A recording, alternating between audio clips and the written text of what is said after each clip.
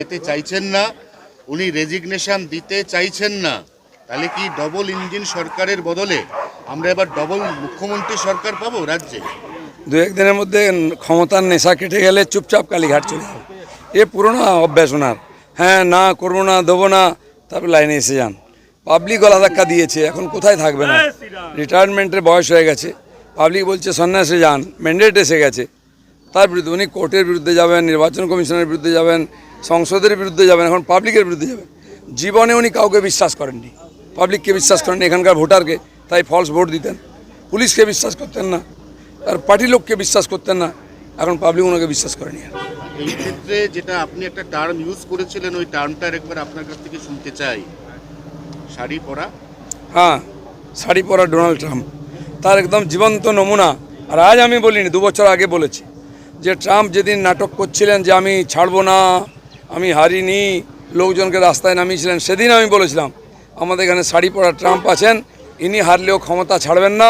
দেখুন সেটা ঠিক হয়েছে, আর ওনার মতো ইনাকেও জিতে হবে। 4 জনের নাম মুখ্যমন্ত্রী হিসেবে তীব্র জল্পনায় উঠে আসছে, তার মধ্যে আপনার নামটা আছে। যতক্ষণ না হচ্ছে আপনার নামটাও ঢুকিয়ে দিন, কিচ্ছু করেন না, জল্পনা করতে কি আছে, লটারি করব। দাদা, নাজার থানার ওসি সহ অনেকেই বলেছে যেভাবে পোস্টপোল ভায়োলেন্স হচ্ছে, পুলিশ কার্যত পুলিশও আক্রান্ত হচ্ছে। কোনো ভায়োলেন্স হয়নি। আমি খড়গপুরে বলতে পারি টিএমসির লোকেরা টিএমসির অফিস ভাঙছে, দখল করছে, মারছে। জোর করে পুলিশ দিয়ে লোককে টিএমসি করানো হতো। তারা 5 বছর নয় 15 বছর অত্যাচার সহ্য করেছে। জনরোষ কাকে বলে দেখে নিন, এখনও হয়নি। আমরা বলেছি হিংসা নয়। কথায় কথায় টিএমসির নেতারা কুণাল ঘোষ, ববি হাকিম বলতে এটা জনরোষ, আমাদের লোক মার খেলে। আমি বলবো একবার জনরোষ দেখাবো, যে গায়ে কাপড় থাকবে না, চামড়া থাকবে না। সেই জন্য সাবধান থাকুন। আপনার খোকাবাবু যে ডায়লগ দিয়েছে 4 তারিখের পরে কোন দিল্লির বাপ দেখে নেবে, তোর বাপ কোথায়, তোদেরকে কে দেখবে? তোদের তো বাপই ছিল না কোনোদিন, মাই ছিল খালি। বড় কথা বলিস, বিজেপি বলে বেঁচে আছো, নাহলে সব গাছে টাঙা হতো। এখন আমি বলছি আমাদের কর্মীদেরকে ছাগলদের মেরে বদনাম হয়েও না, ছুঁচো মেরো না, মারলে বাঘ মেরো, সিংহ মেরো, দিলীপ ঘোষের মতো। আচ্ছা, মমতা বন্দ্যোপাধ্যায়, অভিষেক বন্দ্যোপাধ্যায়ের বাড়ির সামনে থেকে সমস্ত পুলিশ, অতিরিক্ত সমস্ত গার্ডের সব কিছু রিমুভড, সরিয়ে নেওয়া হলো। দিল্লির বঙ্গভবনে 42 জন পুলিশ ছিল, 72 জন বসে বসে খেত, আর এখানকার পেটি পেটি টাকা যেত গাড়ি করে, ট্রেনে করে, সেগুলো জজ থেকে আরম্ভ করে সবাইকে দেওয়া হতো। সব তথ্য আমার কাছে আছে। কোনো পাবলিককে, বাংলার লোককে ওখানে রুম দেওয়া হতো না, আমাদেরও দেওয়া হতো না, এমপিদের মেলেদেরকে, তাদেরকে লাত মেরে তাড়ানো হয়েছে। আর এখানে কালীঘাটের যে রাস্তা, হরিশ মুখার্জি রোড, এতদিন বন্ধ ছিল, সেটা খুলে গেছে। এরকম পশ্চিমবাংলায় কোনো ব্যারিকেড থাকবে না, কারোর সামনে সব খুলে দেওয়া হবে। রসায়ন জনগণ অনেক আগের থেকে মন ঠিক করে রেখেছিল, আপনারা বুঝতেই পারেননি। আমি ভোটের দিন আগেও, ভোটের দিন সকালেও বলেছি 200-এর বেশি আসন পাবো, রিভার্স হবে। তাই হয়েছে। যে মানুষের সঙ্গে থাকে, মানুষের মনের কথা বোঝে, সে জানে মানুষ কত কষ্টে ছিল। এই মহিলাদের উপর অত্যাচার, এই লুটপাট, এমন কোনো বাংলায় মানুষ নেই যাকে লুট করা হয়নি, অত্যাচার করা হয়নি। সরকারি যোজনার টাকা থেকে আরম্ভ করে জমি, বাড়ি, দোকানপাট, সব জায়গায় লুট করা হতো। স্কুলে বাচ্চা ভর্তি করুন, পয়সা দিন। হসপিটালে বয়স্কদের ভর্তি করুন, টাকা দিন। এতে আপনি শ্মশানে যান, সেখানেও টাকা দিন। মানুষ যাবে কোথায়? তাই মানুষ এটা করতে বাধ্য হয়েছে। যেখানে কোনোদিন ভাবিনি জিতবো, সেটা জিতেছি। প্রথম সিট জিতলাম আমরা কাঁদি, কোনোদিন আলোচনা করা হয়নি, কিন্তু জিতেছি। যখন জনতা জনার্দন খেপে যায়, এরমই করে। সেই জন্য মমতা ব্যানার্জি বুঝতে পেরেছেন জনতার মুড, চলে যান, নাহলে আপনাকে গলা ধাক্কা খেতে হবে।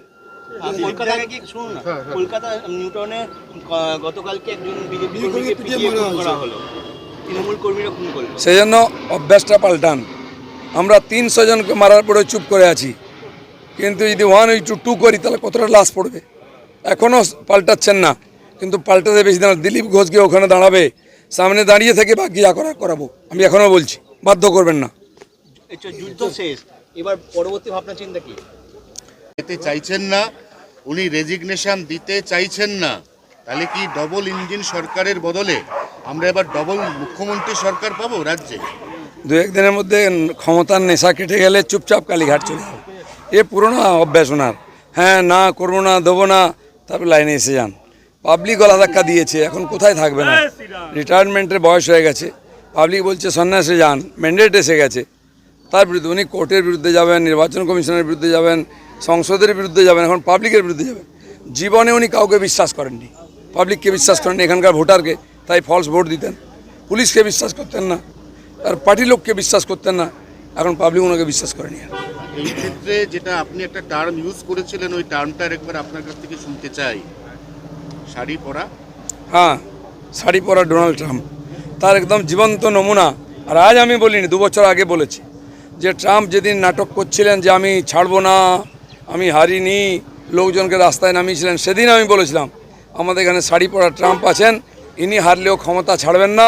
দেখুন সেটা ঠিক হয়েছে, আর ওনার মতো ইনাকেও জিতে হয়। 4 জনের নাম মুখ্যমন্ত্রী হিসেবে তীব্র জল্পনায় উঠে আসছে, তার মধ্যে আপনার নামটা আছে। যতক্ষণ না হচ্ছে আপনার নামটাও ঢুকিয়ে দিন, কিচ্ছু করেন না, জল্পনা করতে কি আছে, লটারি করব। দাদা, নাজার থানার ওসি সহ অনেকেই হচ্ছে যেভাবে পোস্টপোল ভায়োলেন্স হচ্ছে, পুলিশ কার্যত পুলিশও আক্রান্ত হচ্ছে। কোনো ভায়োলেন্স হয়নি। আমি খড়গপুরে বলতে পারি টিএমসির লোকেরা টিএমসির অফিস ভাঙছে, দখল করছে, মারছে। জোর করে পুলিশ দিয়ে লোককে টিএমসি করানো হতো। তারা 5 বছর নয় 15 বছর অত্যাচার সহ্য করেছে। জনরোষ কাকে বলে দেখে নিন, এখনও হয়নি। আমরা বলেছি হিংসা নয়। কথায় কথায় টিএমসির নেতারা কুণাল ঘোষ, ববি হাকিম বলতে এটা জনরোষ, আমাদের লোক মার খেলে। আমি বলবো একবার জনরোষ দেখাবো, যে গায়ে কাপড় থাকবে না, চামড়া থাকবে না। সেই জন্য সাবধান থাকুন। আপনার খোকাবাবু যে ডায়লগ দিয়েছে 4 তারিখের পরে কোন দিল্লির বাপ দেখে নেবে, তোর বাপ কোথায়, তোদেরকে কে দেখবে, তোদের তো বাপই ছিল না কোনোদিন, মাই ছিল খালি। বড় কথা বলিস, বিজেপি বলে বেঁচে আছো, নাহলে সব গাছে টাঙা হতো। এখন আমি বলছি আমাদের কর্মীদেরকে ছাগলদের মেরে বদনাম হয়েও না, ছুঁচো মেরো না, মারলে বাঘ মেরো, সিংহ মেরো, দিলীপ ঘোষের মতো। আচ্ছা, মমতা বন্দ্যোপাধ্যায়, অভিষেক বন্দ্যোপাধ্যায়ের বাড়ির সামনে থেকে সমস্ত পুলিশ, অতিরিক্ত সমস্ত গার্ডের সব কিছু রিমুভড, সরিয়ে নেওয়া হলো। দিল্লির বঙ্গভবনে 42 জন পুলিশ ছিল, 72 জন বসে বসে খেত, আর এখানকার পেটি পেটি টাকা যেত গাড়ি করে, ট্রেনে করে, সেগুলো জজ থেকে আরম্ভ করে সবাইকে দেওয়া হতো। সব তথ্য আমার কাছে আছে। কোনো পাবলিককে, বাংলার লোককে ওখানে রুম দেওয়া হতো না, আমাদেরও দেওয়া হতো না, এমপিদের মেলেদেরকে, তাদেরকে লাত মেরে তাড়ানো হয়েছে। আর এখানে কালীঘাটের যে রাস্তা, হরিশ মুখার্জি রোড, একদিন বন্ধ ছিল, সেটা খুলে গেছে। এরকম পশ্চিমবাংলায় কোনো ব্যারিকেড থাকবে না, কারোর সামনে, সব খুলে দেওয়া হবে।